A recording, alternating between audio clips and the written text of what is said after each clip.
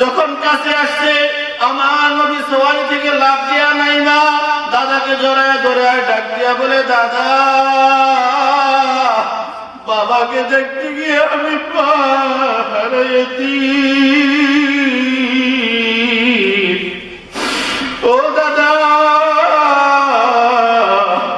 আমি মুহাম্মদকে আর কে দেখবে? দাদা গো আমি মুহাম্মদের মা এখন নাই, আমি মুহাম্মদের বাবাও নাই। আমার নবী আল্লাহ করে কাঁদতেছে। এইবার দাদা ডাক দিয়া বলে, নাতি চিন্তা করবা না, আমি দাদা তোমার জিম্মাদার হয়ে যাব। আমি যতদিন পৃথিবীর মধ্যে বেঁচে থাকবো তোমাকে কেউ কষ্ট দিতে পারবে না। এই কথা যখন দাদা বইলা কান্নাকাটি করতেছে, কান্না করতেছে, কান্না করতেছে, এইবার আমার মায়ার নবীকে তার দ্বারা দেখাশোনা করে আব্দুল মুত্তালিবের মরণের সময় হয়ে গেল।